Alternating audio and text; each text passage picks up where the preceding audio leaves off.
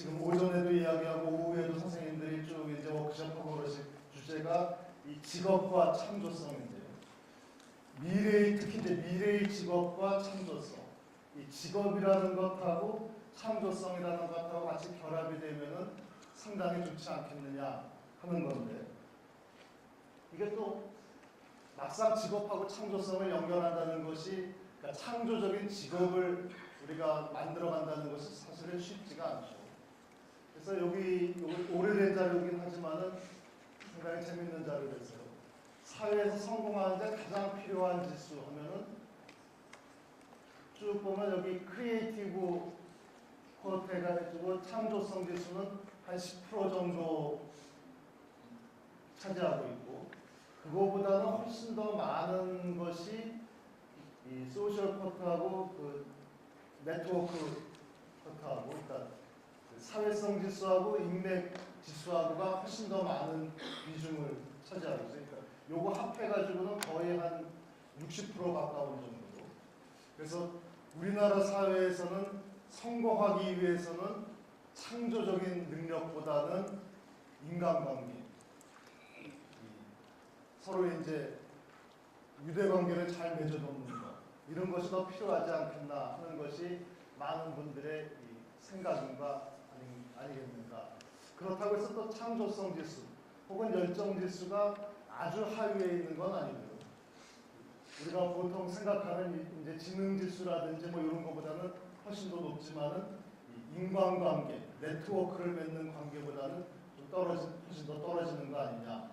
그러면 이제 우리가 이 미래의 직업에 있어서의 창조성을 이야기할 때 결국은 이 창조성과 이 밑에 있는 소셜 관계 능력, 릴레이션십하고 네트워크 관계 능력하고 요거를 같이 이야기해 줘야 되지 않겠는가 하는 생각이 이제 조금 들었습니다.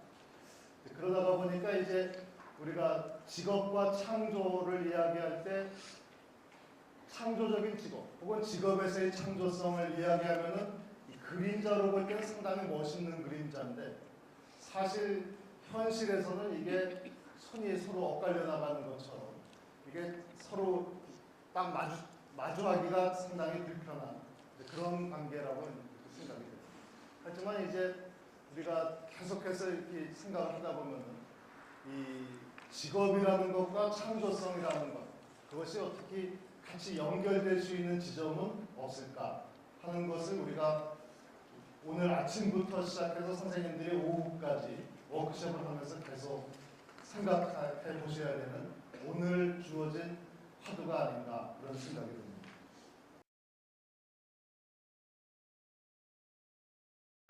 창조성 요새 얘기하면은 지금 정부 들어가지고 창조성 얘기가 많이 계속 나오고 있는데, 다 사람들마다 전부 다 창조 얘기하는 게 다 틀리다.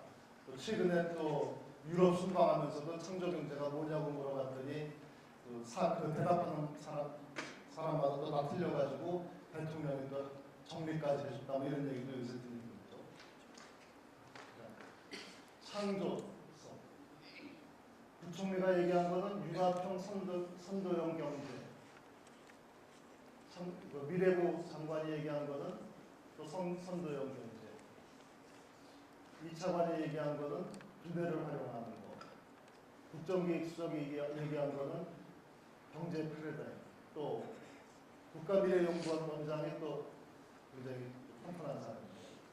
아이디어를 기존 산업에 접목하는 거, 또 정보통신 기술을 융합하는 거, 이런 식으로 쭉 이야기하고 있는데, 그러니까 뭔가 흐름은 있는데 딱 짚어가지고 요게 창조성이다, 요게 창조경제다 이렇게는 아직까지는 합의가 좀 어려운 것 같습니다.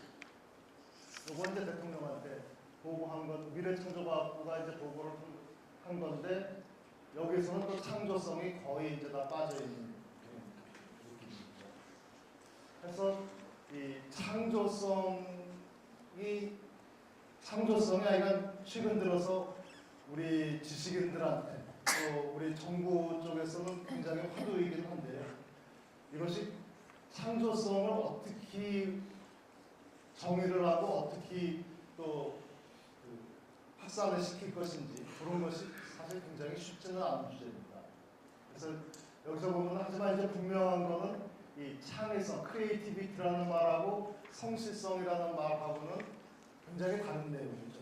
그리고 그것이 성실성이라는 내용은 과거에는 많이 쓰였었는데 요즘 들어서 잘 쓰이지가 않고, 거꾸로 또 창조성은 과거에는 많이 안 쓰였는데 요새 와서는 많이 쓰이는 그 정도로 우리가 이해를 할 수 있을 것 같습니다. 그런데 이제 제가 저도 이제 수업 시간에 창조성에 대해서 좀 가르치고 있습니다. 근데 수업 시간에 창조성을 가르칠 때 제가 초점을 두는 것에 대해서 이제 몇 가지 말씀을 드리고자. 이것이 이제 레오나르도 다빈치 기법이라는 건데요. 레오나르도 다빈치는 아시죠?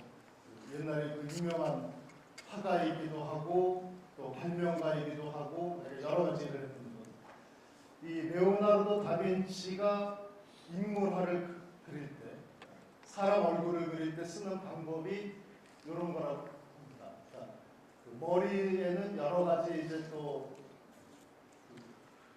스타일이 있고, 눈에도 또 여러 가지 스타일이 있고, 코에도 여러 가지 스타일이 있고, 또 입에도 여러 가지 스타일이 있고, 턱에도 여러 가지 스타일이 있는데 그 여러 가지 스타일들을 다 이렇게 그 나열을 해놨다가 레오나르도 다빈치는 어떤 식으로 그 인물을 그리냐면은 그 여러 가지 중에서 하나씩 조합을 시켜가지고 새로운 인물을 만들어 나간다고 해요. 요런 것을 이제 뭐라고 하냐면은 조합에 의한 창조성의 발견이라고 이제 얘기를 합니다. 그리고 이런 거를 흔히 그냥 다빈치식 방법 혹은 다빈치식 조합 방법 이런 식으로 이야기를 하죠.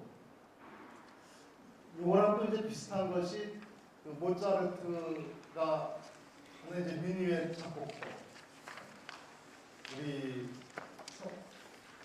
보통 이제 그 초등학교, 중학교 학부모님들이 아이들 데리고 가면은 이런 거 이제 많이 이벤트도 하고 그래요. 그래서 모차르트의 알레아 토닉이라는 거는 미니의 그 음절이 미리 정해져 있는데 12가지, 16가지가 미리 정해져 있는데 그것을 조합을 해가지고 또 새로운 미니에트를 만드는 방법.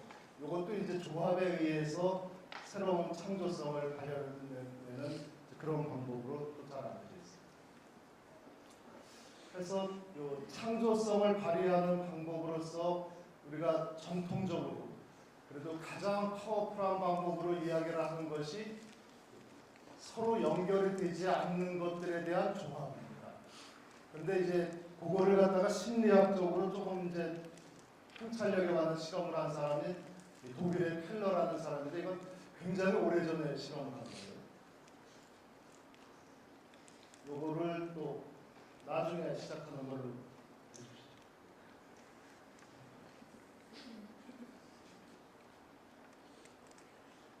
요 실험은 다 아시나요? 아셔도 다시 제가 설명을 드리겠습니다. 여기 보시면은 천장 위에 바나나가 달려 있는 것이고요. 요 밑에는 이제 원숭이가 바나나를 따먹으려고 하는데 원숭이가 점프력이 있지만은 원숭이가 점프해가지고는 닿을 수 없는 정도의 높이에 바나나를 다 놨습니다. 그리고서는 이제 옆에다가는 그 상자를 이렇게 놨고요. 그랬더니 이제 처음에는 이 원숭이가 바나나를 따먹지 못하고 이 방을 서성거리고 막 배회하고 그러다가 나중에 어느 순간에 이 원숭이가 이 상자하고 바나나를 연결을 시킨답니다. 통찰력을 가지고서. 그래서 이 상자를 요 바나나 밑으로 이동을 시켜가지고 두 개를 올려가지고 자기가 그 위에 올라가서 바나나를 따먹는 겁니다. 네, 이러한 통찰력을 얻는 것이 이 원숭이에게 있어서는 굉장한 그 통찰력이고 또 창조성이고 그런다는 것인데 요 켈러의 실험에서 우리가 굉장히 주목해봐야 될 것이 또 하나가 있습니다. 이 원숭이에게 있어서 요 상자하고 바나나하고를 어떻게 연결시킬 수 있는 것이냐 하는 거. 그거에 대해서 이 켈러 실험의 이후에 많은 분들이 또 논의를 하고 그랬었거든요. 그랬을 때 뒤에 거를 다시 한번 보죠.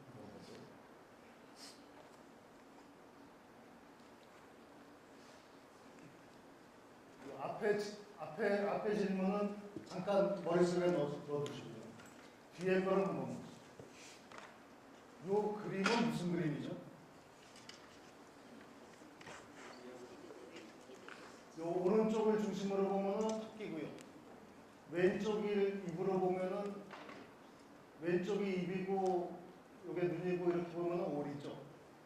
그러니까 이제 요런 그림이 이제 창조성을 육성하는 데 있어서 전형적인 그림인데 요 그림을 보시면은 하나의 공간에 두 개의 상이한 엘리먼트가 두 개가 같이 들어가 있는 거예요.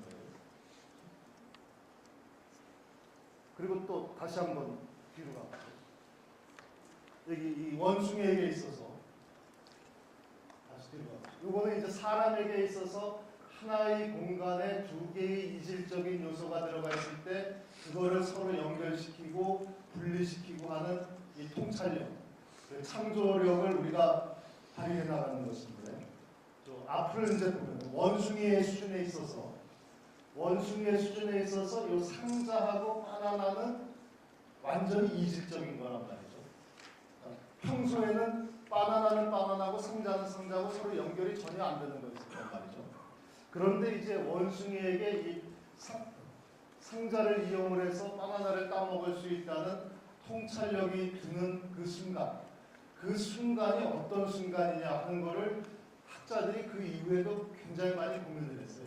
그랬더니 이제 어떤 결론을 얻었냐면은 원숭이가 이렇게 요 방 안에서 배회를 하다가 원숭이의 그 망막에 바나나하고 상자하고가 망막에 동시에 맺혀지는 그 순간이 있습니다. 평소에는 그냥 상자를 바라보면 상자만 보고 바나나 먹고 싶다 해서 바나나를 보면 바나나만 보는데 어느 순간에 원숭이의 망막에 상자하고 바나나가 동시에 포착이 되는 그 순간이 있습니다. 그럴 때 원숭이에게는 창조성, 그러니까 상자하고 바나나라는 이질적인 것을 연결시킬 수 있는 창조성이 발휘가 됩니다. 그러니까 그거를 갖다가 그런 현상을 우리가 뭐라고 부르느냐 하면은 여기서 말하는 것처럼 동공간적 사고라고 우리가 보통 이야기합니다. 영어로는 호모스페이셜 싱킹. 호모스페이셜 싱킹이라는 것은 이제 같은 공간에 이질적인 것이 들어와 있을 때 그것을 연결시킬 수 있는 사고를 할 수 있다. 이것이 이제 그래서 창조성이 없는 사람들에게 창조성을 발휘할 수 있게끔 해주는 데 있어서 굉장히 중요한 이게 힌트가 되는 것입니다. 그래서 이제 우리가 앞으로는 동공간적 사고를 해야 되겠다. 그러니까 이질적인 것들을 우선 창조성을 발휘하기 위해서는 이질적인 것들은 같은 공간에다가 갖다 놓는 것, 그것이 먼저 창조성의 출발점이 된다 하는 이야기입니다. 호모스페이셜 싱킹에 말하는 거지. 그래서 이제 아인슈타인의 뇌에 대해서도 많은 연구를 했는데 아인슈타인의 뇌는 일반인의 뇌하고 큰 차이가 없다고 그러죠. 무게도 똑같고 크기는 좀 또 일반인의 뇌보다는 좀 작고 뭐 이렇다고 그러는데 아인슈타인의 뇌가 좀 일반인하고 틀린 거는 여기 보시면 여기 두정엽이라는 데가 있는데 두정엽이라는 데는 공간 감각 능력입니다. 근데 아인슈타인의 이 두정엽이 보통 사람들보다 굉장히 크다고. 그래서 공간 능력이 굉장히 크다.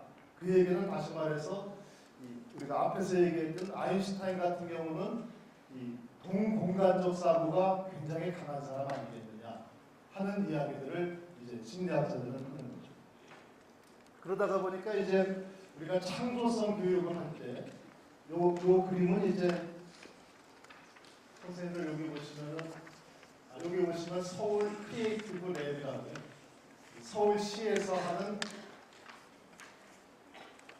서울시에서 운영하는 일종의 조그마한 교육 캠프 같은 겁니다.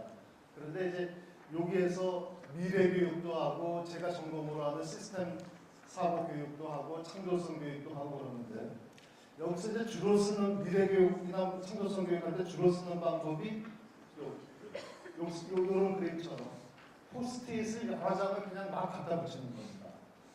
근데 포스트잇에다가 이렇게 주제가 개념 같은 걸 써가지고 그냥 벽에다가 막 갖다 붙이는 거. 이게 아무것도 아닌 것 같잖아요. 그냥 아무것도 아니고 그냥 장난하는 것 같지만은 이렇게 포스트잇을 막 갖다 붙이면은 무엇을 할 수 있는 거죠, 우리가? 다시 앞으로 돌아가세요. 이렇게 포스트잇을 막 갖다 붙여놓으면 앞으로 가가지고 동공간적 사고를 할 수가 있는 거예요. 그래서 이렇게 포스트잇을 이렇게 벽에다가 막 갖다 붙이는 것이 아무것도 아닌 것 같지만은 여러 가지 이질적인 내용, 이질적인 개념들, 이질적인 현상들을 갖다가 이 벽을 바라보는 것만으로도 창조성이 발휘될 수 있게끔 해주는 것. 그것이 바로 호모스페이셜 싱킹, 동공간적 사고를 사용한 창조성 교육이 되는 것이고, 또 이것이 바로 또 무엇하고 연결되냐면은 다시 말해서 또 비주얼 싱킹, 시각적 사고죠.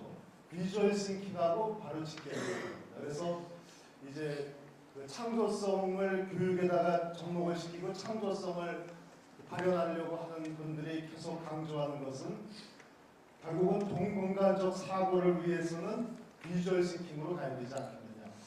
한 화면에다가 하나의 장면에다가 여러 가지 개념들을 집어넣고 그걸 거기에서 어떠한 창조적인 아이디어가 나오느냐 하는 거는 그거는 그 학생들이 자율적으로 발전시켜 나가는 것이고요. 그 장을 마련해 주는 거는 이제 선생님들의 역할이다 하는 거죠. 요거는 이제 그 빅데이터, 최근에 유행하는 빅데이터의 역할이 무엇이냐면 빅데이터도 역시 이질적인 것들을 다 연결시켜주는, 네트워킹 시켜주는 점에서 창조적인 것이다 라는 것이고요. 그래서 이제 우리가 많은 경우 이제 이야기를 하는 것이 언어적 사고와 시각적 사고, 그러니까 버벌 싱킹과 비주얼 싱킹을 우리가 많이 이야기를 하죠. 결론적으로 말씀드리면은 언어적 사고는 옛날 스타일이고 시각적 사고는 이제 현대 스타일에서 창조적 사고하고 직결되는 것이다라는 거죠. 언어적 사고는 귀를 통한 사고예요. 들어가지고 하는 사고. 또 우리가 저기 옛날에 우리 청자문 외우고 할 때 하는 것과 같은 사고죠. 논어맹자 외우고 할 때 하는 사고. 언어를 갖다가 귀로 들어서 외워가지고 다시 내뱉는 사고. 근데 시각적 사고는 눈을 통한 사고입니다. 눈을 통해서 공간에 있는 것을 한눈에 바로 보고선 거기에서 다 그냥 생각하는 사고.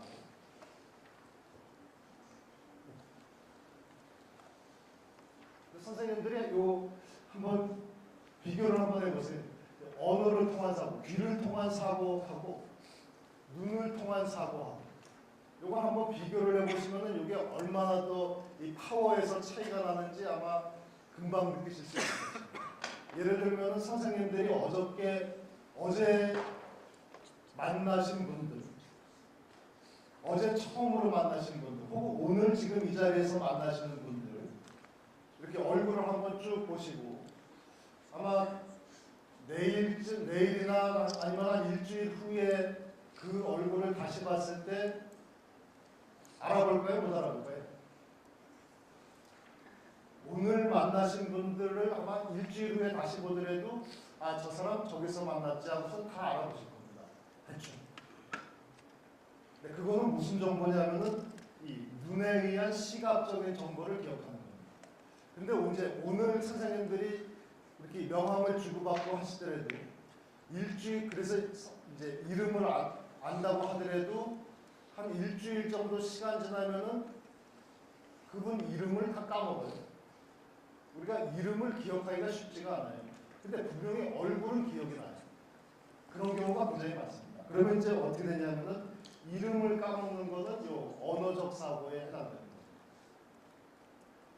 그러니까 이제 우리가 그 옛날에 초등학교 동창 만나고 중학교 동창 만나고 이러면은 얼굴은 다 기억이 나잖아요.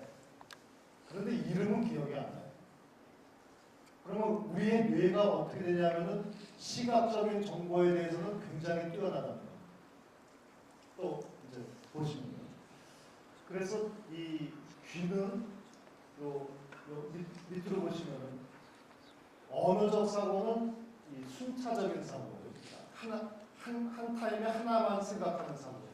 근데 눈은 우리 공간적 사고는 한 번에 여러 가지를 동시에 사고하는 이 병렬적 사고. 그래서 굉장히 파워풀한 거죠. 근데 이제 최근에 지금까지는 이 언어에 의한 사고를 우리가 주로 많이 해왔습니다.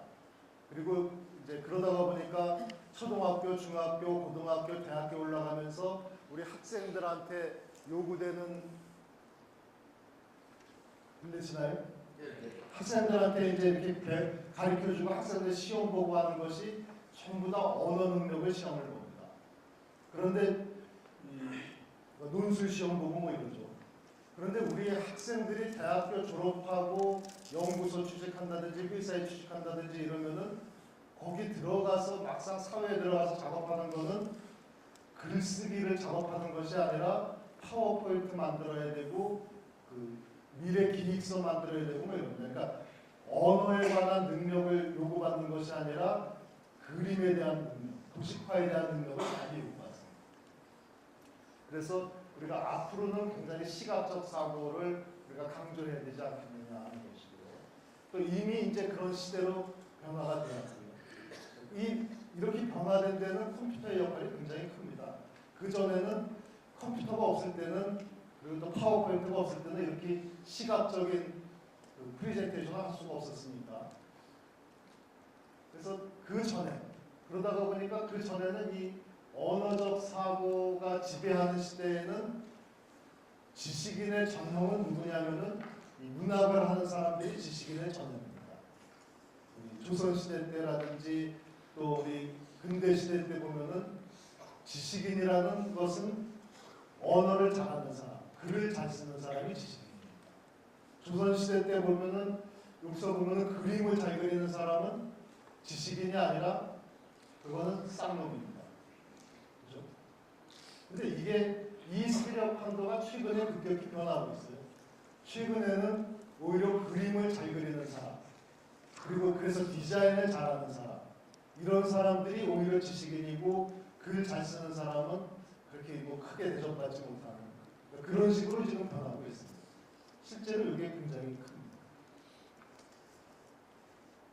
그래서 그러니까 전반적으로 우리가 창조성하고도 관련되지만 또 우리가 미래의 시대적인 상황의 변화하고도 관련되는 것이 이 언어적 사고가 중심이 되는 시대냐 아니면 시각적 사고, 공간적 사고가 중심이 되는 시대냐 하는 것에 의해서 좀 크게 변화가 일어나고 있다 하는 것도 말씀을 드리고 싶고요. 그래서 이 시각적 사고를 하는 것이요. 시각적 사고를 하는 것이 왜 그렇게 중요하냐면은 우리가 조금 전에 걸로 다시 돌아가서 이 동공간적 사고를 하는 이유는 다시 돌아가서 이렇게 연결되지 않는 것들을 조합시키기 위해서 필요한 겁니다. 그래서 그럼으로써 창조성을 발휘하는 것이 언어적 사고보다는 이 도식적 사고가 시각적 사고가 훨씬 뛰어나기 때문에 시각적 사고가 이제 필요해지는 건데.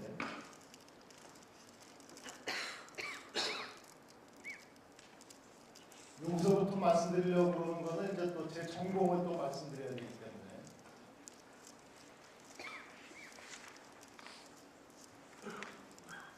요거는 넘어갑시다. 요것하고 요거를 말씀드리고 싶어요. 말씀드리고 싶어요.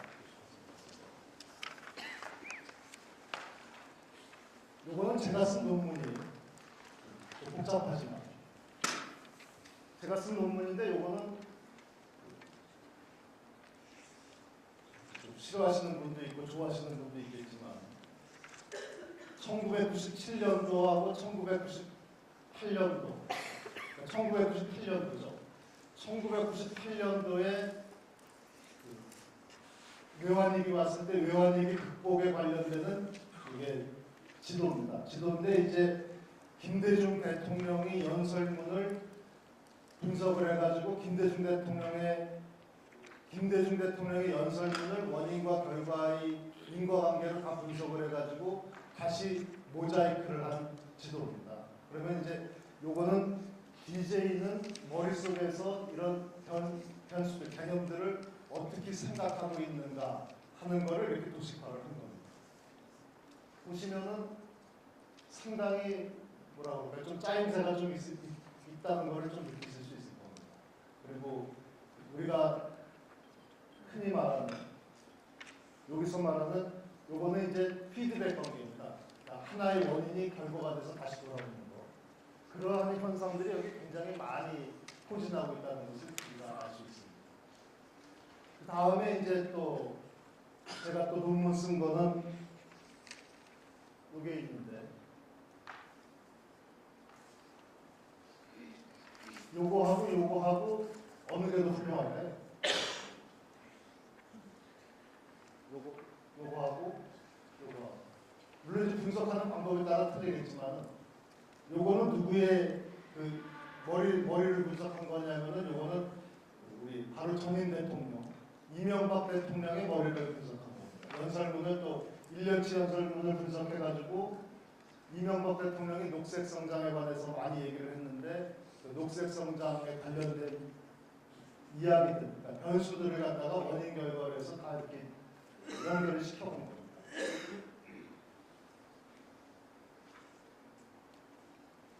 근데 이제 누가 더 좋다고는 말하기 공개적으로 말할 수는 없고 선생님들이 한번 느껴보세요. 어느 게 더 훌륭한 건지. 거기까지만 말씀드리고 이거는 그냥 넘어가겠습니다. 그러니까 보시면은 뭔가 연결이 많이 되는 것 같지만은 요거는 연결이 거의 안 되고 있어요. 그냥 일방적으로 쭉 가다가 끝나버려요.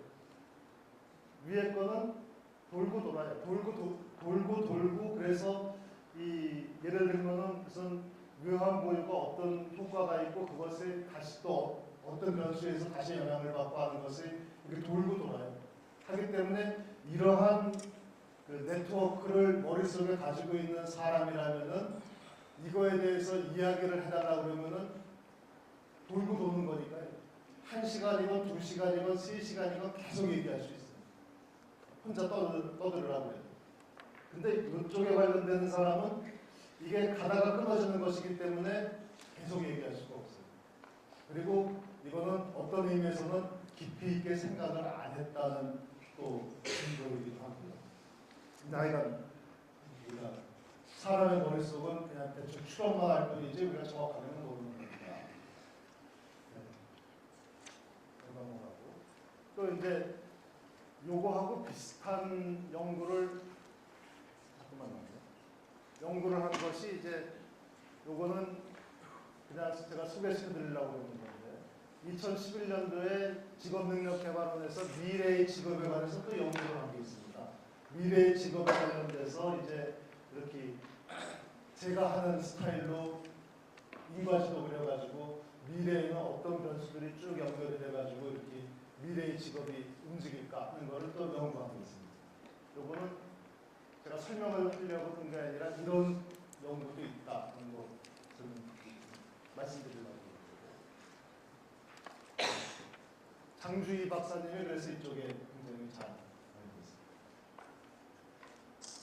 그 다음에 이제 요거는 장주희 박사님이 그래서 미래의 직업이 이렇게 변하니까 이런 정책들이 필요하지 않겠느냐 하는 거를 이렇게 얘기해 놓은 건데 예를 들면 이제 대표적인 것이 역동적 커리어 경로 실현 해가지고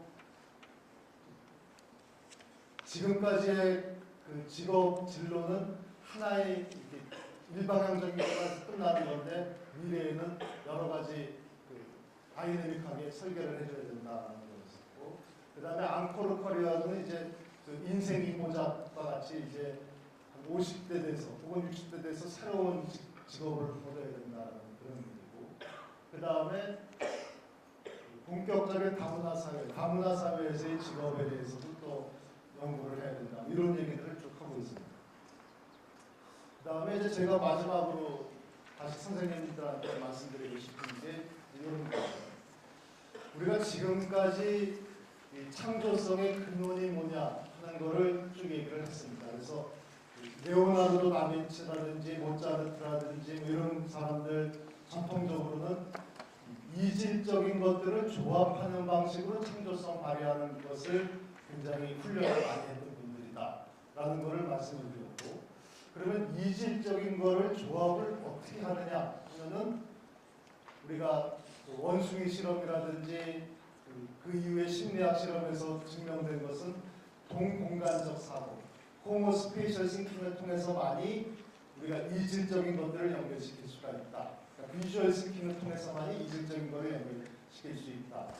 왜냐하면 언어적 사고라는 것은 그러니까 한순간에 하나만 생각할 수 있는 것이기 때문에 이질적인 것을 연결시킬 기회가 별로 없다라는 거죠.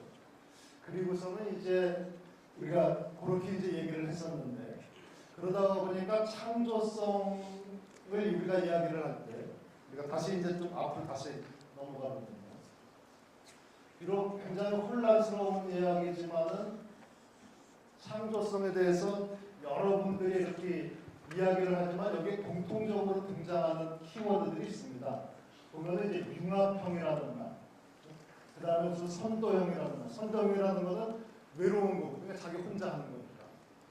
또 이 융합시킨다는 건 항상 연결시킨다는 거고, 또 여기도 보면은 새로운 기술을 기존 산업에 접목시키는 거, 그러니까 접목시킨다는 것도 연결시킨다는 것이고, 여기도 정보통신 기술을 기존 산업에 융합시킨다. 융합해서 새로운 발상을 한다. 그러니까 이 창조 경제 혹은 창조성을 이야기할 때 뭔가 굉장히 산만하고 통일성이 없는 것 같지만, 그래도 나름대로 키워드를 우리가 잡을 수 있다면은 거기는 연결과 융합으로 우리가 볼 수 있지 않을까 하는 건데, 그래서 이제 우리가 창조성에 대해서 이야기할 때 혹은 창조 경제에 대해서 이야기할 때 이런 이야기들을 그 세미나 때 얘기한 건데, 3C, 그러니까 커넥트하고 커뮤니케이트하고 컨버즈 시키고, 서로 연결시키고, 또 연결되면은 서로 의사소통을 주고받고, 의사소통 주고받으면 또 서로 융합을 하고, 그런 것들이 필요한데 어느 한 분야에서만 그런 것이 아니고 우리가 다문화 사회 되면서 이질적인 사람들과 또 연결이 돼야 되고, 또 이 초중고등학교 또 우리 대학교에서는 또 학과별로 서로 연결이 다 안 돼요.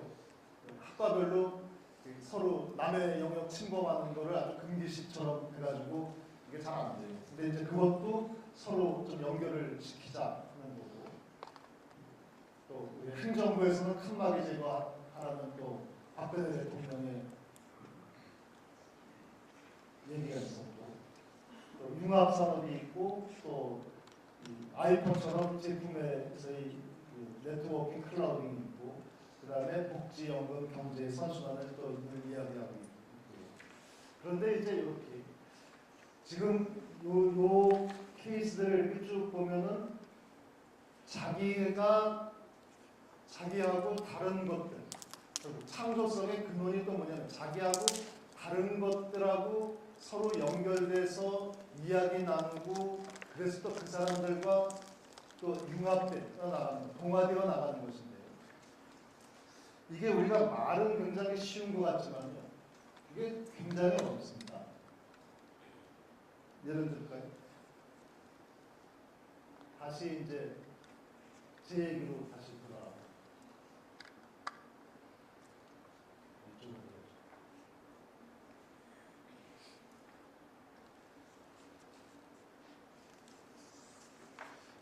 이 행정학을 공부하다가 컴퓨터 시뮬레이션을 공부하려면은, 저는 비록 이제 행정학 박사지만은 컴퓨터 학과에 가서 학부생들 듣는 과목을 들어야 돼요. 그리고 저는 비록 행정학 박사지만은 컴퓨터 학과의 석사애들 조교한테 또 직접 과외도 받고 막 이래요. 프로그래밍하는 거 배워야 되니까. 그러면은 저는 이렇게 하다 보면은 저는 바보가 된 것 같은 느낌이 들어요. 그런 경우들이 이제 있죠. 그런데 이제 조금 더 이제 가다가 보면은 저는 그래도 이제 박사도 하고 대학교 교수고 뭐 이런데 오랜만에 이제 당구를 배워보려고 당구장에 들어가면은 거기서는 완전히 아주 초보예요, 초보. 그러니까 애기예요, 애기. 그러니까 당구장 당구 선수가 저를 가리킬 때 막 어떨 때는 막 하대도 하려고 그러고 막 이래요. 저보다 젊은 친구인데도 불구하고. 그러니까 저는 하나도 모르고 그 친구는 많이 알고 이러니까. 제가 이제 이 말씀을 왜 드리냐면은 다시 또 뒤로 들어가세요. 이게 왔다 갔다 해서 죄송합니다.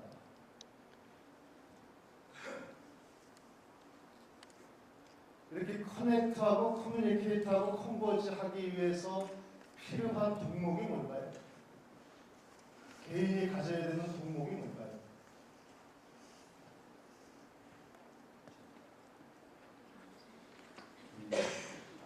자기가 모르는 분야, 자기가 모르는 분야에 들어가서 커뮤니케이트하고 또 배우고 그러려면은 제일 중요한 게 뭐냐면은 겸손해야 돼요.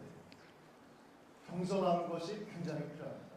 나는 행정학 박사인데, 나는 교수인데, 그러니까 사회적으로 무슨 당구 선수들보다 내가 더 나은데 내가 당구 선수한테 뭘 배울까? 뭐 이런 생각까지는 절대로 못 배웁니다.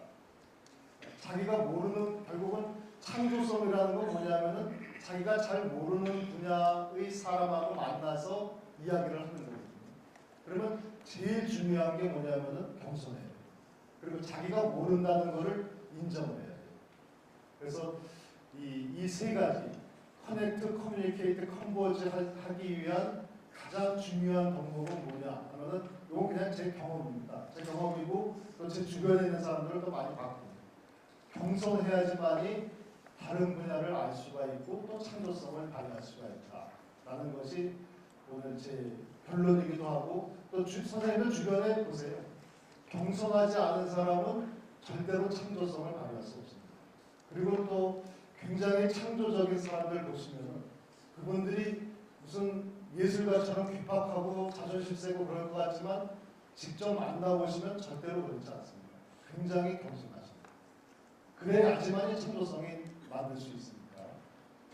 그래서 선생님들한테 오늘 제가 드리는 결론은 처음과 끝에가 두 가지인데 처음과 끝에가 좀 다를 수도 있고 좀 모순될 수도 있습니다. 이 이질적인 것들을 조합을 해서 창조성을 발휘하려면 동공간적 사고를 해야 되고 비주얼 시킹을 해야 되고 그런데 그거는 수단적인 거고 덕목은 뭐냐면은 겸손해야 된다는 거. 그게 한 가지고요. 다시 우리가 또 앞으로 가서 제가 처음에 말씀드린 거는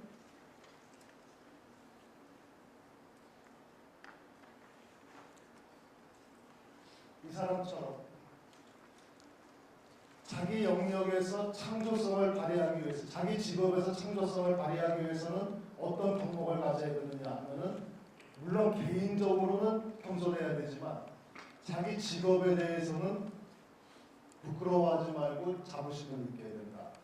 모든 인류가 진화해서 결국은 끝에까지 가서는 자기 직업으로 오는 것처럼 그 정도로 자부심을 가져야지만이 거기에 열정이 있고 창조성을 발휘할 수 있겠다 하는 것을 이 두 가지가 돼서 아마도 약간은 서로 모순될 수도 있겠습니다. 이렇게 자부심을 가지면서도 겸손하기가 쉽지는 않겠죠. 하지만 이제 그러한 모순을 극복해내고 해야지만이 창조성을 우리가 갖고 나갈 수 있지 않을까 하는 것이 제가 오늘 아침에 선생님들한테 꼭 드리고 싶은 말씀입니다. 네, 제 말씀은 이것으로 마치겠습니다.